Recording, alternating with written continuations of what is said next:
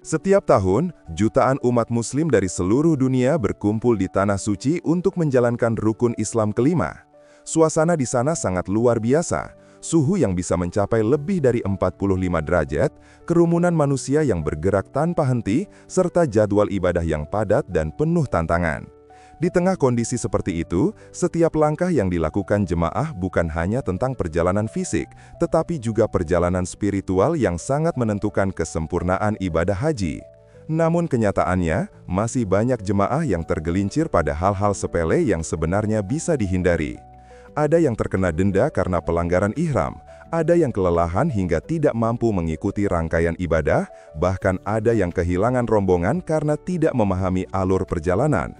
Kesalahan-kesalahan ini sering terjadi bukan karena kurang niat, tetapi karena kurangnya pemahaman sejak awal. Tahun 2026 nanti, sistem haji semakin ketat dan terstruktur.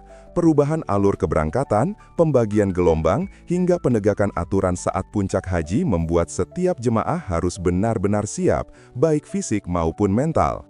Video ini akan membahas langkah-langkah penting yang harus diketahui sejak sebelum berangkat, agar ibadah haji terlaksana dengan lebih aman, tertib dan penuh keberkahan, tanpa resiko dam atau kesalahan fatal. Pada penyelenggaraan haji tahun 2026, pemerintah menerapkan sistem 2 gelombang yang memiliki pengaruh besar terhadap alur perjalanan setiap jamaah. Mulai dari rute penerbangan, urutan ibadah, hingga proses mobilisasi antar kota suci. Sistem ini dibuat agar arus pergerakan jamaah lebih teratur dan tidak menumpuk di satu titik, terutama menjelang puncak haji. Karena itu, penting bagi setiap calon jamaah untuk memahami di gelombang mana mereka termasuk, karena konsekuensinya sangat besar dalam penyusunan mental, fisik, dan jadwal ibadah. Gelombang pertama adalah jamaah yang akan mendarat terlebih dahulu di Madinah, tepatnya di Bandara Amir Muhammad bin Abdul Aziz. Setibanya di sana, mereka akan tinggal sekitar 8 hari untuk melaksanakan ibadah arba'in, yaitu sholat berjamaah selama 40 waktu berturut-turut di Masjid Nabawi. Selama berada di Madinah, jamaah juga akan menjalani berbagai ziarah ke tempat-tempat bersejarah. Setelah selesai, barulah mereka bergerak menuju Mekah untuk melaksanakan umroh wajib sebelum memasuki masa tunggu menuju puncak haji. Sementara itu, gelombang kedua memiliki pola perjalanan yang terbalik. Mereka akan mendarat di Jeddah, kemudian langsung menuju Mekah untuk memulai ibadah umroh wajib. Setelah menyelesaikan rangkaian ibadah haji, barulah jamaah gelombang kedua menuju Madinah untuk melaksanakan arba'in dan ziarah.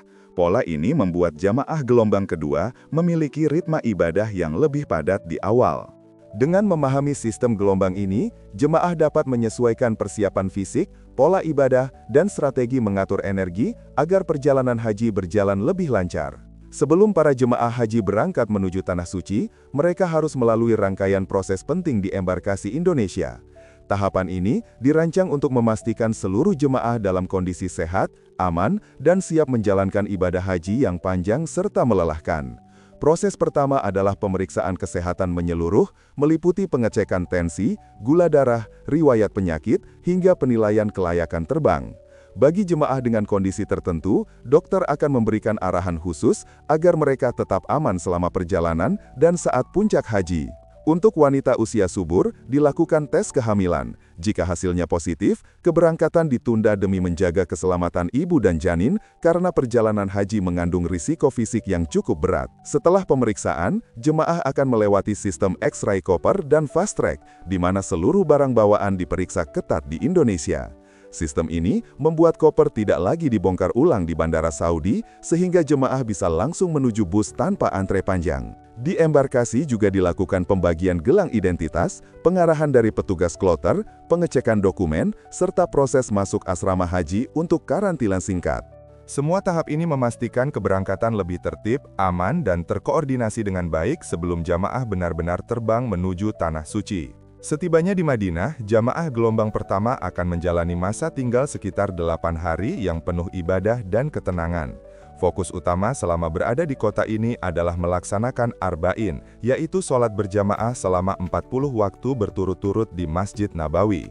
Karena jadwalnya padat, jamaah perlu menjaga kondisi tubuh agar tetap kuat mengikuti seluruh rangkaian. Pengaturan kamar di Madinah dibuat berdasarkan jenis kelamin, sehingga laki-laki dan perempuan dipisah, termasuk suami dan istri yang tidak diperbolehkan sekamar. Satu kamar biasanya dihuni 4 hingga 6 orang, jadi jamaah perlu menyesuaikan diri dengan lingkungan baru. Salah satu momen paling ditunggu adalah ziarah ke Laudah, area taman surga di dalam Masjid Nabawi. Ziarah ini memerlukan penjadwalan khusus dan antrian panjang, sehingga jamaah harus datang tepat waktu dan bersabar. Selain itu, ada pula ziarah dalam masjid menuju makam Rasulullah, makam para sahabat, dan area Janatul Baqi. Untuk ziarah luar kota Madinah, jamaah akan diajak mengunjungi Masjid Quba, Jabal Uhud, dan Pasar Kurma. Sangat penting untuk kembali ke hotel sesuai jadwal, terutama setelah sholat subuh, agar tidak tertinggal rombongan. Masa di Madinah adalah kesempatan berharga untuk memperbanyak ibadah dan memperkuat spiritual sebelum menuju Mekah. Perjalanan dari Madinah menuju Mekah adalah salah satu fase paling penting dalam rangkaian haji, karena disinilah jamaah memasuki kondisi ihram untuk melaksanakan umrah wajib. Seluruh rombongan akan berhenti di Bir Ali, sebuah mikat yang telah ditetapkan sebagai titik dimulainya niat. Di tempat ini, jamaah melakukan wudhu, sholat sunnah ihram 2 rakaat, lalu berniat umroh. Setelah niat diucapkan, seluruh larangan ihram langsung berlaku, dan inilah yang sering menjadi sumber kesalahan bagi banyak jamaah. Beberapa pelanggaran paling umum antara lain, laki-laki lupa melepas celana dalam sebelum ihram, penggunaan parfum tanpa sadar, menggaruk hingga tercabut rambut, menggunting tuku, atau memakai pakaian terjahit yang tidak sesuai syariat. Kesalahan-kesalahan kecil seperti ini dapat menyebabkan wajib dam, yaitu denda berupa penyembelihan hewan. Setelah tiba di Masjidil Haram dan menyelesaikan tawaf serta sa'i, jamaah memasuki tahap tahallul. Disinilah sering muncul tawaran jasa potong rambut seharga sekitar 20 rial. Meski praktis, lebih dianjurkan membawa gunting kecil sendiri atau meminjam dari rombongan agar tidak terburu-buru dan memastikan proses tahallul dilakukan dengan benar. Setelah tiba di Masjidil Haram dan menyelesaikan tawaf serta sa'i, jamaah memasuki tahap tahallul. Disinilah sering muncul tawaran jasa potong rambut seharga sekitar 20 rial. Meski praktis, lebih dianjurkan membawa gunting kecil sendiri atau meminjam dari rombongan agar tidak terburu-buru dan memastikan proses tahallul dilakukan dengan benar. Setelah menyelesaikan umroh wajib, jamaah akan memasuki masa tinggal sekitar 30 hari di kota Mekah. Ini adalah fase yang terlihat santai, namun sebenarnya menjadi masa paling krusial dalam menjaga stamina menjelang puncak haji. Banyak jamaah yang justru kehabisan energi karena terlalu bersemangat beraktivitas di awal, padahal tantangan sesungguhnya baru akan dimulai di Arafah, Muzdalifah, dan Mina. Selama 30 hari ini, jamaah dianjurkan memperbanyak ibadah di Masjidil Haram, tetapi tetap memperhatikan kondisi tubuh. Tidak perlu memaksakan diri umroh berkali-kali jika fisik tidak memungkinkan. Ibadah yang dilakukan dengan tenaga tersisa justru bisa membahayakan diri. Yang tak kalah penting, jamaah harus memperhatikan pola makan, minum cukup, dan istirahat yang memadai. Banyak yang tergoda untuk berbelanja atau berjalan jauh menyusuri kota Mekah, terutama saat cuaca sedang bersahabat. Namun, aktivitas fisik berlebihan dapat menguras tenaga, apalagi suhu di Mekah sangat panas dan mudah menyebabkan dehidrasi. Ingat bahwa fase puncak haji membutuhkan kondisi tubuh yang benar-benar prima. Gunakan masa ini untuk menyimpan energi, menjaga kesehatan, mempelajari alur puncak haji, serta memastikan perlengkapan sudah siap. Dengan persiapan yang matang, jamaah bisa menghadapi hari Arafah dengan kondisi terbaik. Inilah fase paling menentukan dalam seluruh rangkaian ibadah haji. Semua persiapan fisik, mental, dan ilmu yang dibangun sejak awal keberangkatan akan diuji di 3 tempat ini. Tahap pertama adalah Arafah, tempat dilaksanakannya wukuf. Inilah puncak haji. Jamaah berkumpul sejak siang hingga matahari terbenam, berzikir, berdoa, dan memohon ampunan. Arafah sering disebut sebagai momen riset kehidupan, karena doa-doa yang dipanjatkan di sini memiliki keistimewaan luar biasa. Namun suhu yang sangat panas dan kepadatan jamaah membuat kondisi fisik harus benar-benar dijaga. Setelah matahari terbenam, jamaah bergerak menuju Muzdalifah. Pergerakan ini biasanya berlangsung lambat karena jutaan orang bergerak bersamaan. Di Muzdalifah, jamaah mabit semalam meski hanya sebentar dan mengumpulkan batu kerikil yang akan digunakan untuk melempar jumroh. Tidur di area terbuka menjadi tantangan tersendiri, terutama bagi jamaah lanjut usia atau mereka yang tidak terbiasa dengan cuaca ekstrim. Keesokan harinya, jamaah menuju Mina, tempat pelaksanaan lontar jumrah. Disinilah pengaturan jadwal pemerintah Saudi harus ditaati dengan ketat. Jamaah akan diarahkan apakah menjalankan nafar awal atau nafar sani yang menentukan jumlah batu yang dilempar. Rute menuju Jamarot cukup melelahkan, sehingga stamina dan hidrasi sangat penting. Setelah selesai lontar jumroh, jamaah kembali ke Masjidil Haram untuk melaksanakan tawaf ifadah, sa'i, dan tahalul sebagai penyempurna ibadah hajinya. Setelah seluruh rangkaian ibadah selesai, jamaah memasuki fase kepulangan, yaitu tahap terakhir sebelum kembali ke tanah air.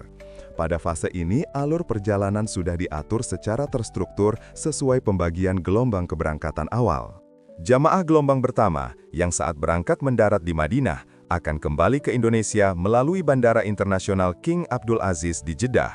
Mereka biasanya meninggalkan Mekah setelah seluruh ibadah pasca Armina selesai dan setelah menjalani masa tawaf wada. Perjalanan menuju Jeddah dilakukan secara bergelombang dengan bus terjadwal yang mengikuti pembagian kloter. Sementara itu, jamaah gelombang kedua yang datang melalui Jeddah dan mengunjungi Madinah setelah puncak haji akan pulang melalui Bandara Madinah. Mereka biasanya tinggal beberapa hari di Madinah untuk menyelesaikan seluruh rangkaian ibadah, ziarah, serta persiapan fisik sebelum kembali ke tanah air. Proses ini mencakup pengecekan paspor, bagasi, dan kesehatan, termasuk memastikan jamaah cukup fit untuk perjalanan panjang. Tahap kepulangan ini merupakan momen penting untuk menjaga disiplin dan kekompakan rombongan. Keterlambatan, kehilangan paspor, atau kondisi fisik yang memburuk bisa menghambat proses pulang. Karena itu, jamaah perlu mengikuti arahan petugas, menjaga barang pribadi, dan tetap menjaga stamina hingga tiba di Indonesia. Sahabat, haji bukan hanya tentang perjalanan fisik menuju tanah suci, tetapi juga perjalanan batin yang membutuhkan kesiapan, pemahaman, dan kesabaran. Setiap tahap, mulai dari keberangkatan, ibadah di Madinah dan Mekah, hingga puncak haji di Arafah, Muzdalifah dan Mina, memiliki aturan yang wajib dipahami agar ibadah berjalan lancar tanpa melanggar ketentuan. Sahabat, haji bukan hanya tentang perjalanan fisik menuju tanah suci, tetapi juga perjalanan batin yang membutuhkan kesiapan, pemahaman, dan kesabaran. Setiap tahap, mulai dari keberangkatan, ibadah di Madinah dan Mekah, hingga puncak haji di Arafah, Muzdalifah dan Mina, memiliki aturan yang wajib dipahami agar ibadah berjalan lancar tanpa melanggar ketentuan. Dengan memahami alur haji 2026 sejak sekarang, Anda bisa mempersiapkan mental, fisik, dan ilmu dengan jauh lebih matang. Jangan lupa, disiplin mengikuti jadwal dan menjaga kesehatan bukan sekedar anjuran, tetapi kunci agar Anda mampu menjalani setiap rangkaian ibadah dengan maksimal. Jika Anda pernah memiliki pengalaman menarik tentang proses haji atau punya pertanyaan seputar persiapan keberangkatan, silakan tulis di kolom komentar. Mari kita belajar bersama.